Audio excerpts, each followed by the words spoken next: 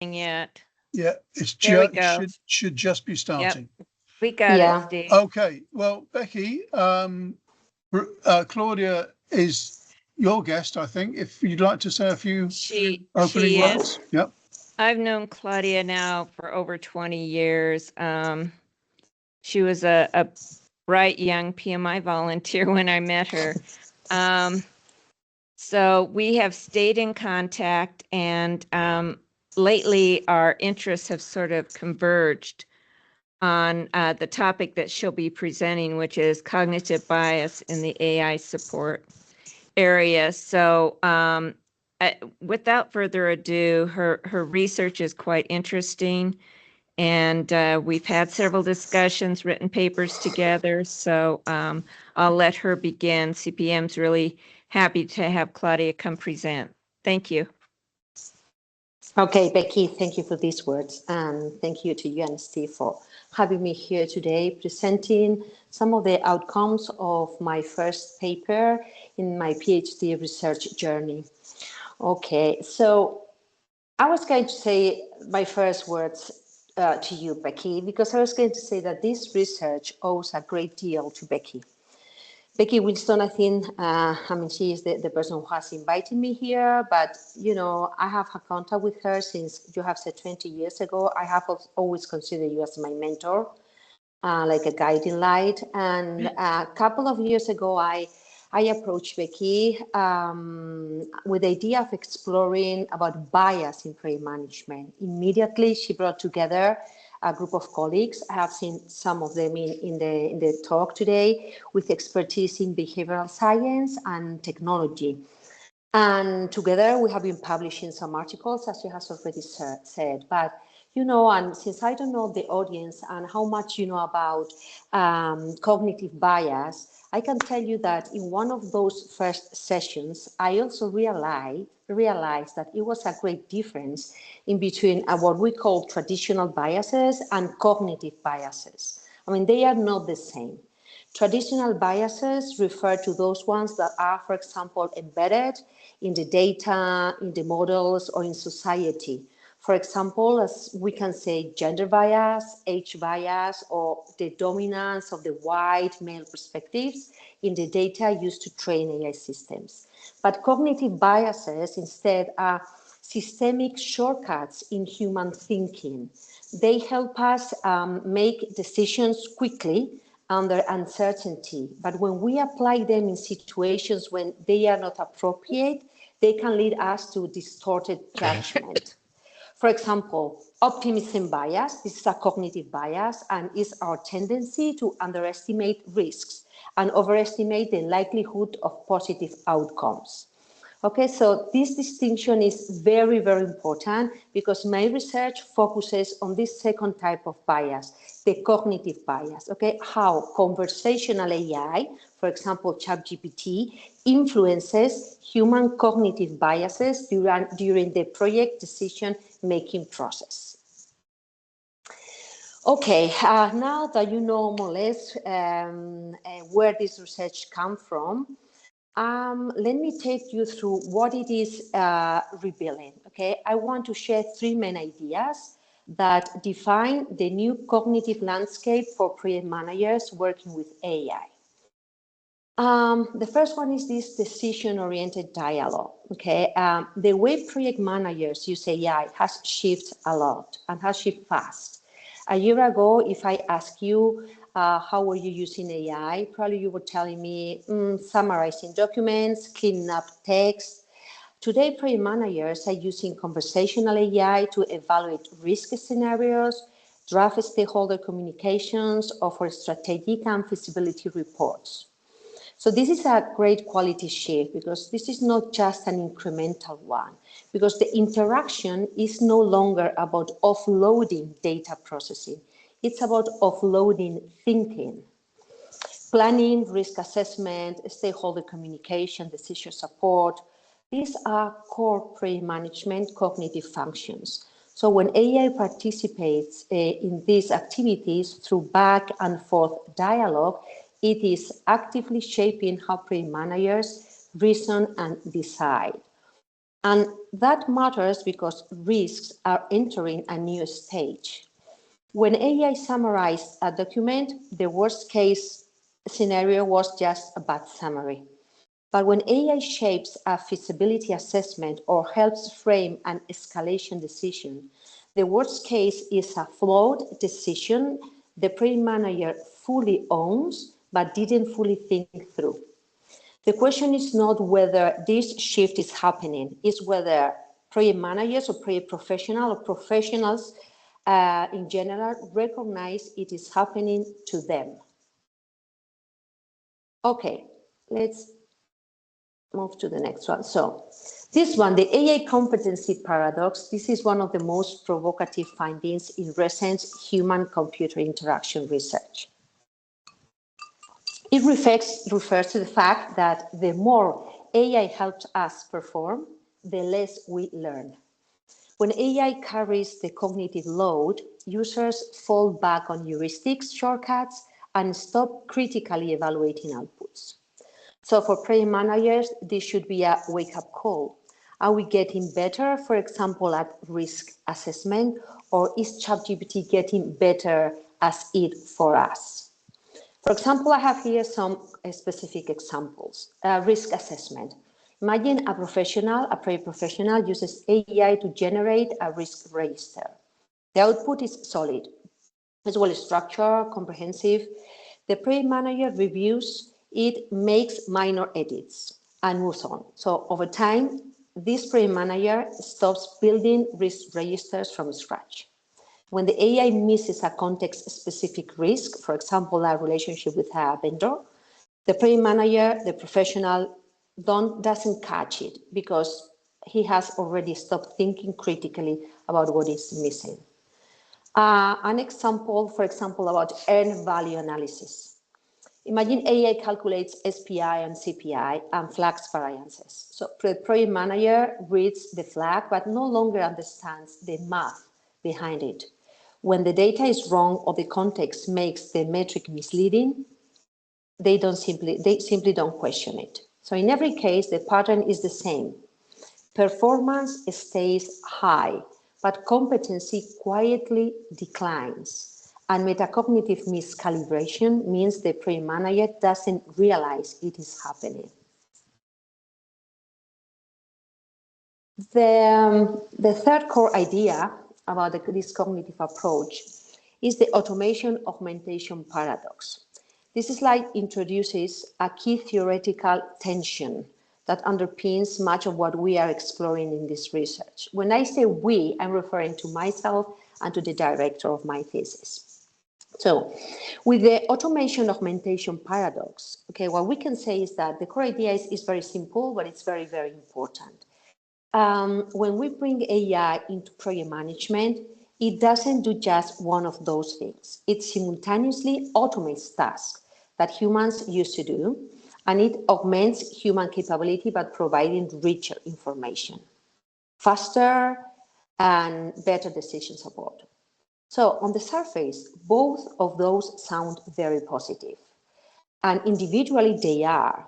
But the problem is that they pull in opposite directions. So automation removes the human from the loop, and its value comes from efficiency, from taking work off someone's plate. And augmentation keeps the human in the loop. Its value depends on the practitioner staying actively engaged, exercising judgment, and developing expertise over time. So what happens with both are running at the same time? The more AI automates cognitive tasks like risk identification, schedule analysis, or stakeholder communication, the fewer opportunities practitioners have to practice and sharpen those skills. And those are exactly the skills that they need to benefit from augmentation. So the benefit of conversational AI in project management with tools like ChatGPT or Copilot are real and well documented. The risk is that over-reliance creeps in quietly. Things look fine on the surface because the AI is performing well, but underneath, human capability may be eroding without anyone noticing it. It's a bit scary, isn't it? this is what we call the double-edged nature of conversational AI. On the one hand, conversational AI generally helps project managers, faster analysis, more alternatives, better information, enhanced reasoning. And on the other hand, automation bias, that is the tendency to accept over-reliance or delegating judgment to AI, or reduce scrutiny, spending less time evaluating AI-generating outputs, or miscalibrated confidence. I mean, feeling more certain about a decision because AI was involved. Well, so this is the landscape. What we have been researching and having a look at this cognitive approach. So now let me show you how we have studied it, and let me walk you through what we did and what we found. Since this is a PhD research, I'm going to present you the research gap. We started with a simple observation. I said word simple, but this observation took me a lot of time, to materialize it, to make it something specific. Okay, there's a strong research on how humans interact with AI. I have said here, Filippo, probably Becky, you have a lot of references about these authors and these research areas. There's also strong research on AI and decision making. And there is strong research on cognitive bias in project management. But these three areas have developed independently, sometimes touching each other, but very little work connects the three of them at the same time. So this is a gap, and this gap matters because in practice, project managers sit right at the intersection of all three every day. And this is where we focused our research. As you can see it here. On one hand, we have the conversational AI, generative AI, create decision-making and cognitive bias. And our research sits at the intersection of three fields. Each has its own vocabulary, its own assumptions. So you can imagine how difficult it was for us to find a research question, a canonical question that help us research from all the data sources that we have, the databases, in order to extract best publications dealing exactly with this topic of our research. I will start just presenting you the research question. The research question says, how does cognitive bias emerge when project decisions are formed through ongoing interaction with conversational generative AI? You can see here that in this sentence, you see our three fields, okay, how they converge. We have the cognitive bias on one hand, we have project decision making, and then we have conversational generative AI. Okay, and I have written down here, this is the question no one had asked, because you know that doing the PhD, you need to find a question that is new. And this one, it took me just some months to come to this one, and to be sure that with this question, I was able to retrieve the best academic papers. Okay, I just want to briefly summarize the results that we got. Okay, in order to provide an answer to that question, we followed a systematic literature review to discover how academia was connecting these three main research areas, and which patterns emerged from there that could guide us in future research. Okay. The review we followed, if you are familiar with it, was a Prisma 2020, and we researched in two main databases, Web of Science and ProQuest. The time span was from January 2023 to March 2026. And we identified 350 records, which you might think, wow, that's a lot. But this is the initial records that we identified. Then we screened them, and we discovered that only 90 of them were actually covering these three areas conjointly. And from these 90 full texts, we evaluated them in depth, And finally, we chose 25 final studies because they were the most mature ones, okay, to this research. This also indicates us something if in this really evolving market or conditions and academia publications, if we only found 25 papers, I mean, maybe this topic was still in a very nascent stage. Okay, so this is something also for us to take into account. The results I'm going to tell you are results stemming from 25 really good researchers, really good studies, but not sufficient to make like a theory from that, but very good to tell us some tendencies that we need to be aware of as project managers or simply professionals. From these 25 final studies, we extracted and we analyzed 111 bias instances that we identified. And now, yes, one of those ideas, one of the main patterns I'm going to share with you, I think that there are 4 or 5 patterns, okay? And one of them was that the meaning of cognitive bias is evolving a lot, at least in project decision making and in the project management field. And why do we say that? Okay, if we see this data, we see here this evolution. Okay, in 2023, you can see here that the dominant view was the bias reside in the individual. The project professional brings anchoring, optimism, or overconfidence to the table, and AI was a neutral tool. In 2024, studies began recognizing that bias emerges through the interaction itself. The conversation with AI shapes how you frame problems and evaluate options. By 2025, the concept of co-production appeared. So bias is jointly created by the human and the AI system. And in 2020, we can see some publications where the framing of bias has become systemic. Bias is embedded in human AI systems and requires governance, not just individual awareness. For us as project professionals, the implications are very clear. This is not a stable landscape. The cognitive dynamic of working with AI are changing as fast as the technology itself, and the frameworks for managing those dynamics are still catching up. Okay, let's move to the second pattern.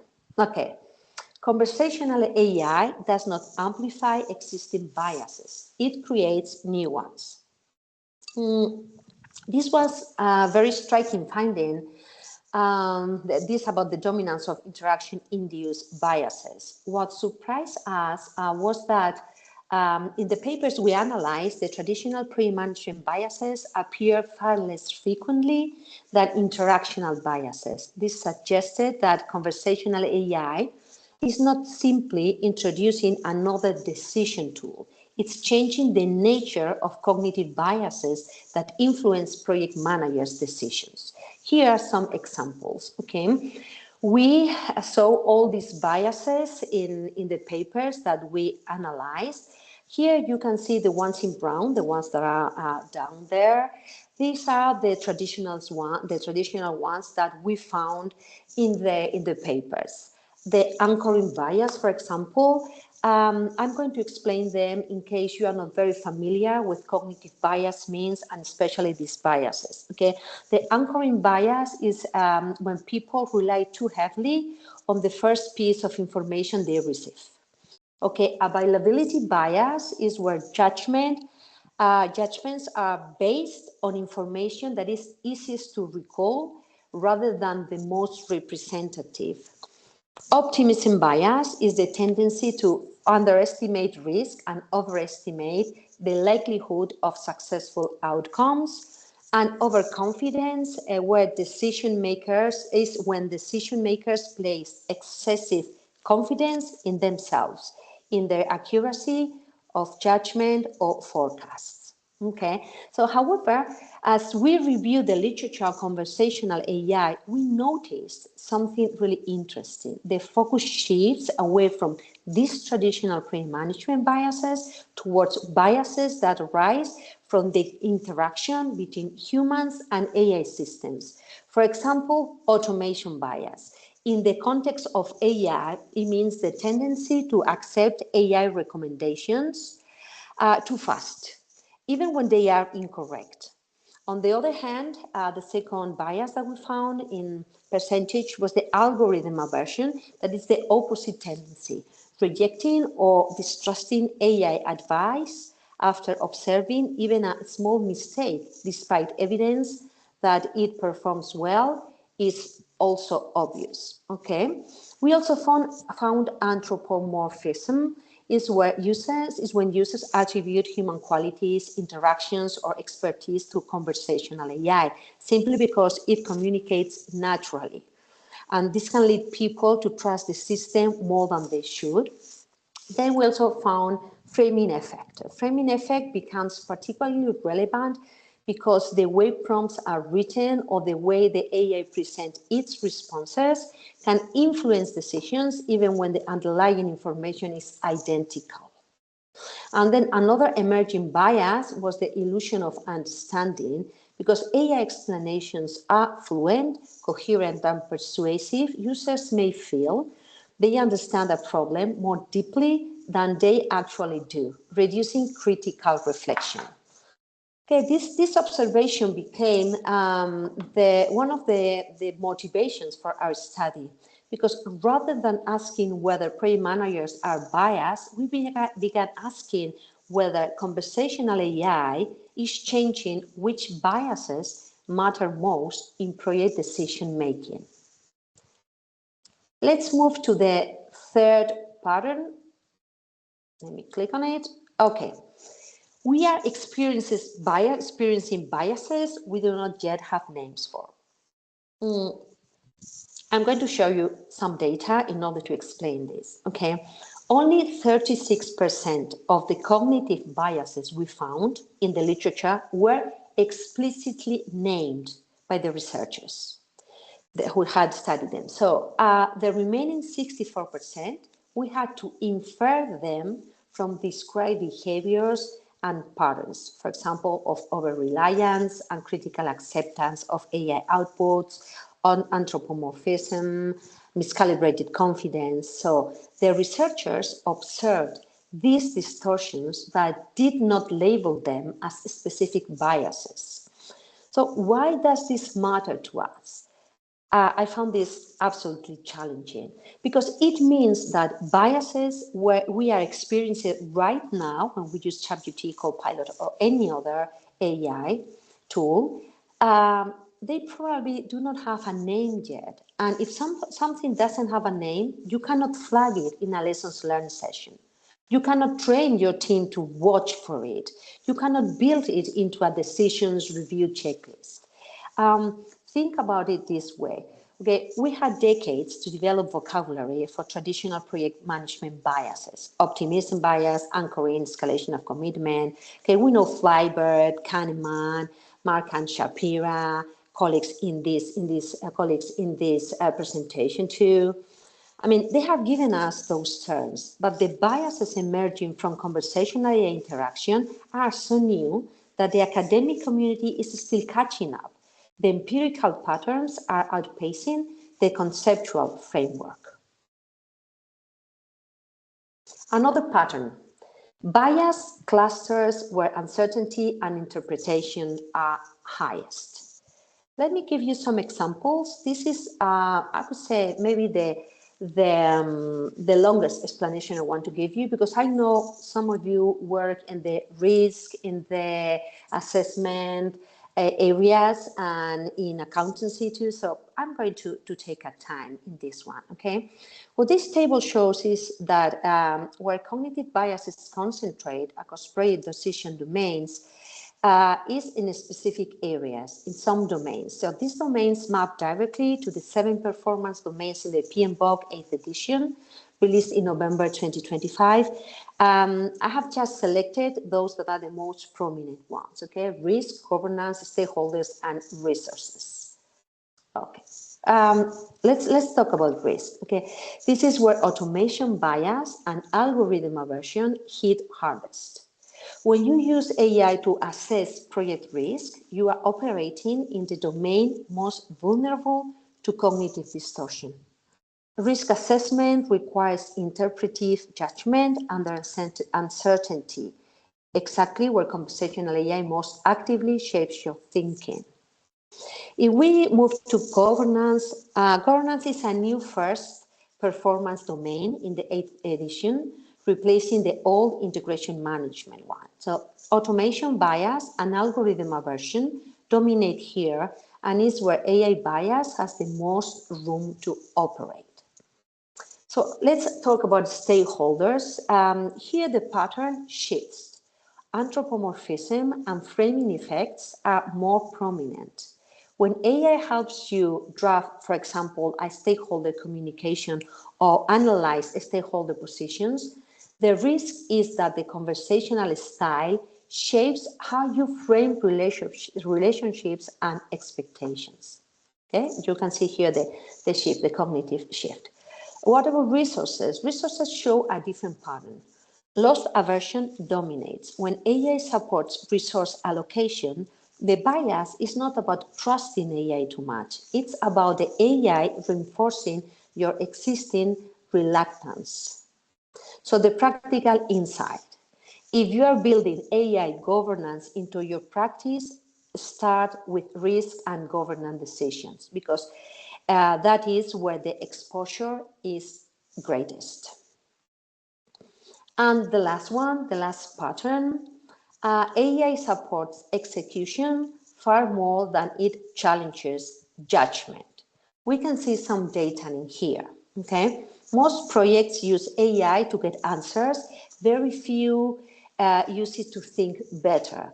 So we can see this in these figures, okay? There's an amazing gap in between this 65-70% assistive role in the usage of generative AI, then only 20-25 in the augmentative role, and less than 10% in the automated role. Okay, for project managers, the missed opportunity is not automation, it's augmentation. We can talk about this later if you want.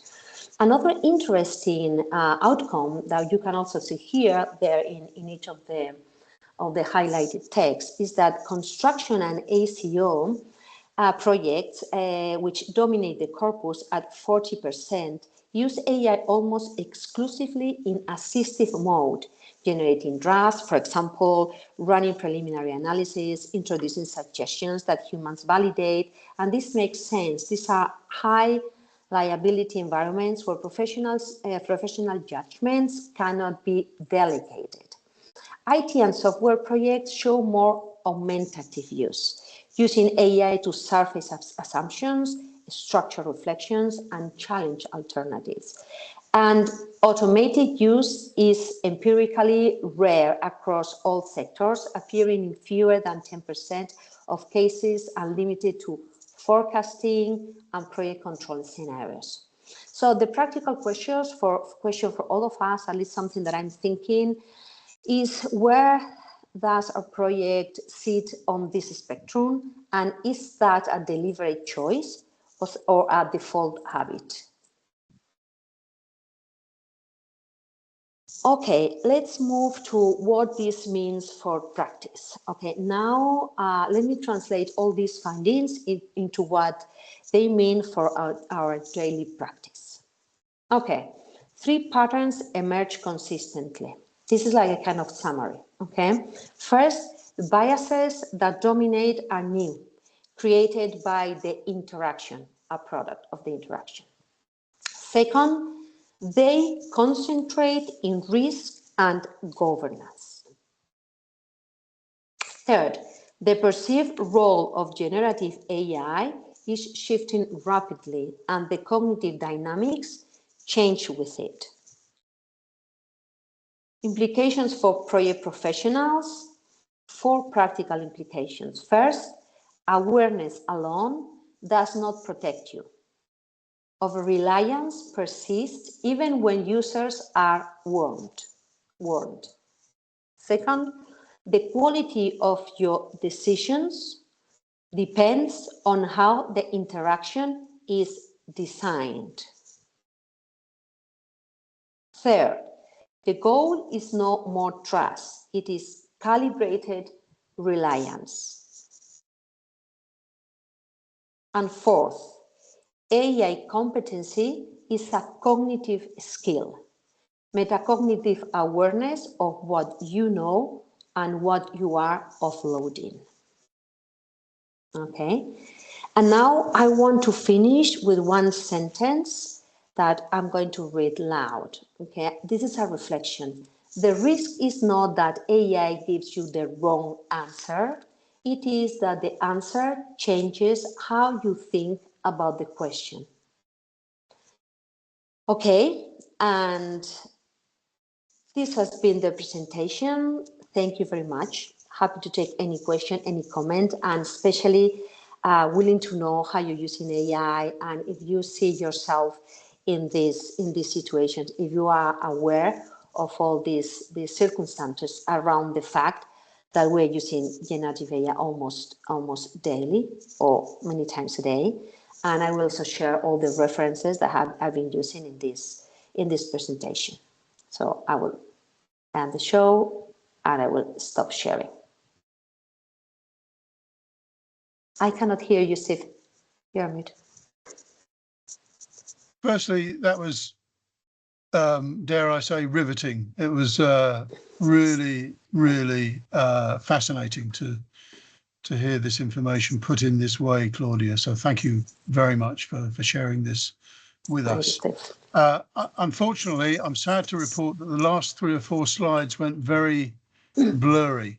So really? there may be some bandwidth issues, but I believe it's going to be okay. Well, in one sense, it will be okay because you will be able to share your slides with us so that we can circulate them and get a clearer picture. It was the last 3 or 4, the last 3 patterns that you were identifying. It went very, very blurry. So I think the bandwidth your end is not so strong at the moment. Okay, but apart from that, a very, very big thank you. I think there's some strong insights there for us that may never have heard them before, quite frankly. Becky, do you want to lead off now? Yeah, I'll kick off. Claudia, one of the things that I've encountered are project managers and program managers not interacting with stakeholders because they feel that the AI tool is providing them the information for the buckets of stakeholders, in other words, groups of stakeholders, which is removing them from the actual stakeholders that they have. Can you talk about how that's leading to some of this bias? Okay. Yes. Let me recall what you said, Becky, to see if I understood. Okay. You're referring to some generative AI users not using it to work with the stakeholders because they think that their own stakeholders are not represented in the interaction they're having with the generative AI tool. Right. Okay. Yeah. Well, what I can say, Becky, is that somebody is using generative AI and is realizing that such a fundamental issue as not being represented there, your own concerns, maybe your own stakeholders, or even the circumstances of your own project and all that. If you are so mature not to realize that this is not being handled properly by the generative AI, I will just clap that person and say congratulations, because many of us just are not so caring about that, and this is when problems arise because the specificity of your environment is not acknowledged by the system. Right. Does it answer your question, Becky? Yeah, I think that's the big thing, is that AI does not know your stakeholders. It does not know the environment that you're actually working in with your individual stakeholders. And that's proving to be a problem. And it's across the board, from communication to risk to how you view what's coming up in your earned value metrics. So it's a real problem. And somehow we need to get back to doing that type of project management, even if we're using the AI tool. Yeah, yes, I understand. I'm a very intensive user of generative AI, both ChatGPT and Claude, but I do not I initially do not trust what I'm told by the generative AI. I mean, I question any single answer, and I'm very concerned about the specificity. But this is also something that Becky has been already told in media, that the people who are using best generative AI tools are senior project managers, because they have the knowledge they needed to challenge what the answers, those answers that are being provided, while younger generations are not so prepared to accept those answers that are provided, and they feel very reassured, so that the AI has provided an answer, and they are able to present something directly from the screen, without being able to look at it more critically. And I think there's also this kind of difference in the how do you say, in the maturity of the professional. Okay. Thanks, Becky. Yeah. Moving on then. Adrian, you have your hand up. Hello. Well, first of all, that was superb. Thank you. Great piece of work there. Thank you for that.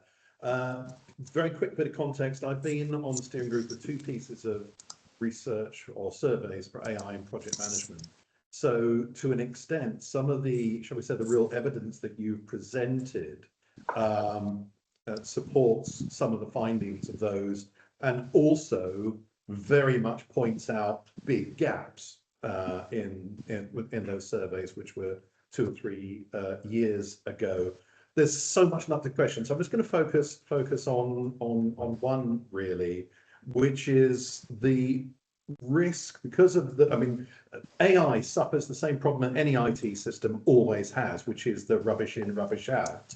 Unfortunately, the perception amongst, in particular, and very strong salesmanship around AI products and platforms is such that senior leaders who are buying stuff, and who are also the ones who are usually stakeholders, very senior stakeholders, have real biases of their own, and do not understand really the limitations of the AI, not in terms of capability, but in terms of the accuracy of the information that's come out of them. Is that an area that requires more work? Because I've been doing some research, but I'll be reflecting at a conference in September, and I've been finding a difficulty to prove, on one way or the other, the degree of engagement that senior leaders have in the project space. So I'm wondering whether that's an area that you've looked at, and B, whether or not, in terms of AI in project management, whether that requires some further work. Thank you, Adrian. I think that the relation in between over-reliance, and that is relying too much in your own perception, and the degree of engagement that you have just said, I think is something really fascinating. I mean, how the degree of engagement with the generative AI is conditioned by a bias, by a cognitive bias. I have no research about this specific topic, but I could see it a big topic to take into account, especially because, as we have said, senior leadership, especially, they are the ones who are ready to provide insights to the outcomes of a generative AI. But as you have said also, they are very biased, cognitive bias, most of them, and they consider that AI might not be enough or bring all the knowledge that they have or they bring into the dialogue. So for me, the degree of engagement, as you have referred to, and cognitive bias, especially related to seniority, it's a great topic of research. Thank you very much indeed. Okay, thanks, Adrian. That sounds as though there is space to apply some of the research. It'll be interesting to see whether some of the methodologies that Claudia has applied already would be appropriate for doing that. So keep an eye on this space. Right, moving on swiftly so we don't get too far behind. Mr. Stephen Fulbrook from, do I detect an MOD? Yeah, I'm afraid so. And Nice to. I'm from the assurance space, so Right. listen to the boos and whistles. So we head up sort of professional skepticism. So we're the human equivalent of the challenge function, and it's quite interesting. A lot of what you said chimes around the world of bias, and we're really interested in where those traditional approaches of assurance, how we make those relevant in an agentic age. Yes. So one of the light bulb moments was when we talk about generative AI, it's a probabilistic model rather than deterministic. So a lot of the things that we think about in terms of investigating the whole curve rather than having that happy, it's £5 on a Tuesday, single point answer that you get from AI, how we can explore those things by actually provoking the AI systems. And I just wonder how much of your research has been leaning into that sort of idea of what I call three-way prompting. You lean into the bias of the left end of the curve and the right end of the curve, and try and get the whole of the curve rather than it trying to give you the answer it thinks you want to hear. Yeah, I am very linked to the banking field because I have some bankers here at home. So, and I know how the agentic area is entering very, very strong in the banking field, and how also agentic means a way of dealing with a flow from the very beginning to the end, just deciding where you need to intervene. I mean, human in the loop, and also how, as you were saying, Stephen, the banking field is very, it's a risky field. I mean, if you cannot risk, if there's one area you cannot risk, is banking, because just automating things or just trusting naively in what AI tells you is not going to bring good things. So no, I have not researched, to your question, I have not researched about this kind of freeway prompting and then getting the answers. I'm a person who personally, I like working on the prompting because I am able to at least think or consider all the circumstances around my question. And I'm the only one who can provide that. So at least I introduce them. They can also be biased, but I know the challenges that I'm facing. And I'm very curious of what I'm coming back as an answer. And I don't know if I have answered you, Stephen. It's kind of how it's very good. It's kind of competing for intellect, but how you keep wisdom and certain circumstances, it's about how do you slow the system down so you get more of the wisdom rather than the quick answer. Yes, yeah, and Stephen, I'm working in the learning field. So they work with wisdom or talking about knowledge acquisition, skills acquisition. Couple of months ago, since I work so intensively with generative AI, I was telling this to the VP in my company. I have realized that I can produce such a great documents, but I'm not able to reproduce them in words. I found myself in that situation. So just presenting your findings is a very, very good way to just grasp all the knowledge that you are co-creating with generative AI. Okay, for me, after realizing about that, and I didn't know it had a name, the one I have already referred to, I didn't know it had a name, but when I started doing is, okay, I work with the AI and I take some time a day when I say, okay, what I have learned today. And I write it down and then I repeat it, because if not, I mean, I'm just talking with a generative AI, producing amazing documents, producing really good things, and I'm not just taking the time to develop that knowledge inside me. Yeah. Okay, Stephen. More to ponder. Thanks for the question, Stephen. Daryl. Hello. Hi, Darrell. Hello, everybody. Claudia, Hi. very amazing, amazing session. Becky, amazing, and thank you all. Eventually, we're going to have AI become more of a partnership in regards to the machine being the same intellectual mindset as the human being, because we are already assigning these machines to do knowledge work, and knowledge work touches more of project management as well. So the digital labor is going to become more of a topic of a concern, and then more of a, do these machines need rights? To that perspective. So we're not only just treating this as a tool, we have to treat it more as a human being, and that's more coming down the pipe in the next 6 months to a year, because not only we're past prompting, we're now including skills into these agents. So we're not prompting anymore.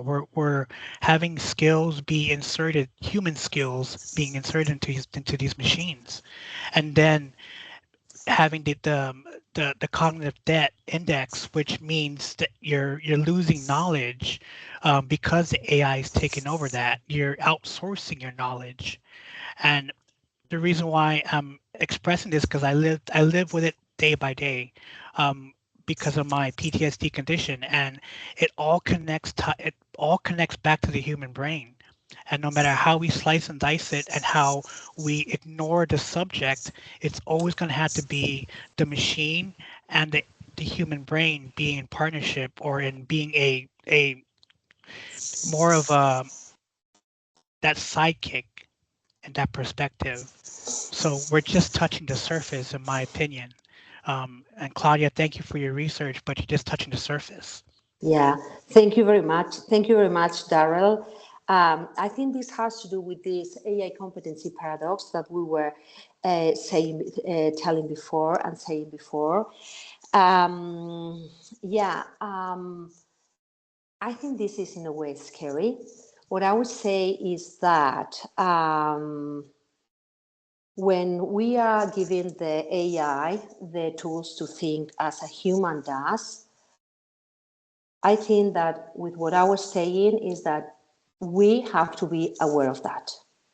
And being aware of that is the first step to a kind of metacognition process, so that we learn what we are being co-producing with an AI, with a system. Okay?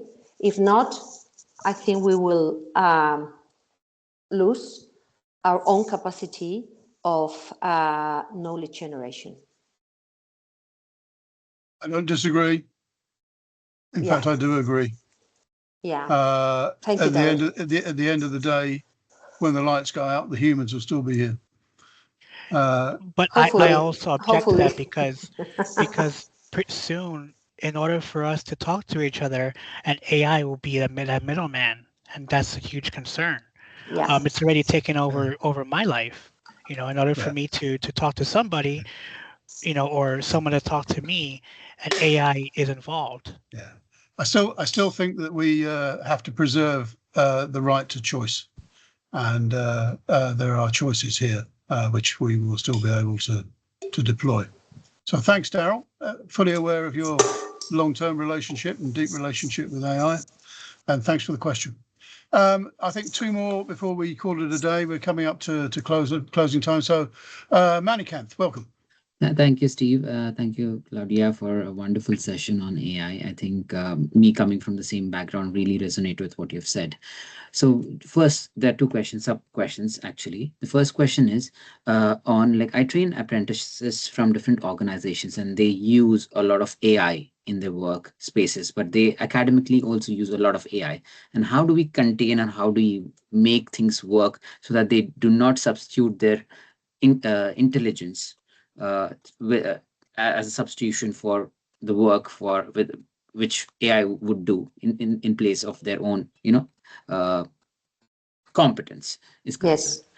And the second part of it is like, would you be able to, come up with a session for our, organization in future? And also if you can share the slide deck, what you've presented today, that would really be useful. Thank you. Okay, thank you. Thank you very much.